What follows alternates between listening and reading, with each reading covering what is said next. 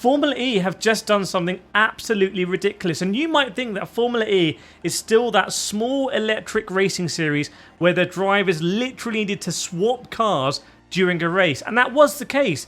I was there for the first ever Formula E race in London, but next season Formula E are properly, if we're honest, gunning for Formula 1.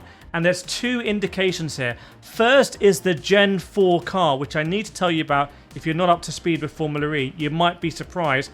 And secondly is the calendar that was just announced today. Because in this calendar, we have a number of Formula 1 circuits. Now already, the Formula E cars do drive at Monaco. I've been there, it's incredible. There's much more overtaking in Formula E in Monaco than you get in Formula 1. But Formula E are adding 3 incredible circuits to the calendar next season. They are adding Circuit of the Americas in Texas. The Formula E Gen 4 cars are going to drive there. They're also adding Zandvoort in the Netherlands, an iconic Formula 1 track. And probably my favourite, I'm a bit biased here, they're adding Brands Hatch in the UK, a track that I've actually driven in real life. I know the corners. The Formula E cars are going to go there, and it's going to be an unbelievable spectacle. And that's because they're bringing the Gen 4 car. So let me get you up to speed quickly. Formula E Gen 4 is a completely new car, a completely new generation. This is a car that goes over 200 miles an hour. This is a car that's on average 10 seconds a lap faster in qualifying than the Gen 3 car. This is a car that accelerates faster than Formula 1. There's always been some trade-offs in Formula E over the years, over the previous generations, to do with making the tyres last longer, to making the batteries energy efficient. A lot of those compromises no longer exist in such a big fashion for Gen 4, and everyone is really excited about this car. David Coulthard has actually already driven this car on the Monaco circuit, the Formula 1 Formula E circuit, it's the same. And he said when going through the tunnel, it's like being in Star Wars going into hyperspace when all the lights start coming at you. Everyone is really impressed by Gen 4. That's also because it has permanent four-wheel drive. Now normally the only racing cars we see with four-wheel drive are like rally cars, are rallycross cars. They're used to going sideways, they need the front wheels to really dig in. But four-wheel drive on racing circuits with racing tyres, with proper tarmac, that's going to be very exciting because it means you can push through the corner. No longer are you going to be grip limited on exit.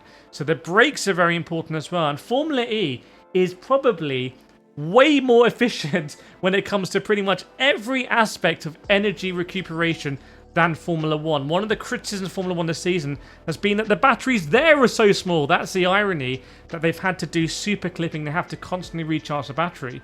The batteries in Formula E are massive. They are really long-lasting batteries. They can do 45-minute races, which they're going to do next season, and they're going to have pit stops, but they call it pit boost, where the cars are going to come into the pit lane and someone will come round and they will boost up the battery and give the cars extra range. It's actually unbelievable how energy efficient the cars are when it comes to recuperating energy, because not only are they regenerating on the front axle, they're regenerating on the rear axle, and then they're deploying all that energy on the front and rear axles. Remember, Formula 1 is not deploying energy from the front axle. It's not front wheel drive. Formula E is also going to revolutionize double header weekends. We know from double header weekends that you have a shorter race on the Saturday and a longer race on the Sunday. Well, this is the way that Formula E are going to do it. You're going to have, in a double-header weekend, you'll have a shorter race, which they're calling a performance race, which is basically going to be the cars completely unleashed. In fact, they're calling it E-Prix Unleashed, so it gives you an idea. The cars are going to be in high downforce mode, the high aero mode, and they're going to be absolutely non-stop for 30 minutes. On the other side, you're going to have the traditional E-Prix. This is more strategic. This is going to mean that you have to come in and take the pit boost. There's going to be a lot more dynamism in recuperating that energy, maybe conserving energy in certain parts of the racing, and then deploy it at the optimal moment. So you're going to have everything you want from motorsport, all out, flat out racing, performance racing, and then also the strategy of the E-Prix. Right, if you're still cynical, let me throw some stats at you, and you're probably not going to believe these. The Formula E Gen 4 car is going to go 208 miles an hour, which is insanely quick, obviously, but off the line, they'll go from 0 to 60 or 62 miles an hour in 1.8 seconds faster than Formula 1. Also, in maximum deployment mode, which is called attack mode in Formula E, the cars are going to have 800 brake horsepower equivalent of power. Obviously, they're electrical, but it's going to be 800 brake horsepower, which is crazy. And even in standard race configuration, they're going to have 600 brake horsepower. And remember, that's always in four-wheel drive mode. Now, if you're still not convinced, I don't blame you, but let me talk to you about the calendar, because it's one of the most interesting and I would say unusual calendars I've ever seen in motorsport, because the season is actually going to start this year in 2026 in Jeddah, Saudi Arabia on 18 and 19 December, a week before Christmas. So a week before Christmas we're going to have racing. Obviously that's going to be after the Formula 1 season ends, so it isn't going to be a clash there. Then in January, on the 16th of January, we're going to go to Mexico City, where we're going to race at the Autodromo Hermanos Rodriguez. Remember, that also hosts Formula 1 racing, as does Jeddah. You can see why I'm comparing Formula E and Formula 1 now. Then in February, 6th February, it's time to go to Austin in the USA for the Circuit of the Americas. I cannot wait to see these Gen 4 Formula E cars go up turn 1. And then in Miami, we're going to be there on the 20th of February 2027, again driving on a circuit that hosts Formula 1, the Miami International Autodrome. After that is some really interesting races. On the 13th of March, we go to Sao Paulo at the Sambadrome, a circuit I've been to.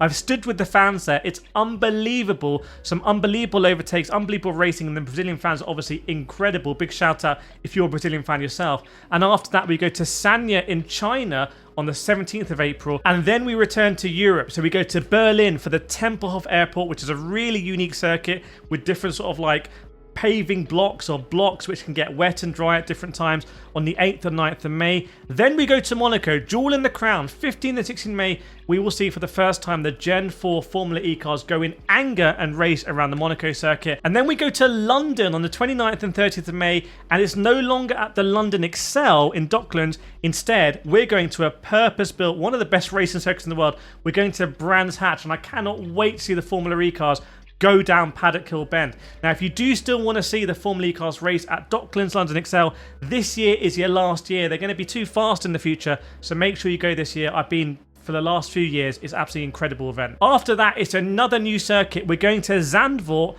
on the 18th and 19th of June.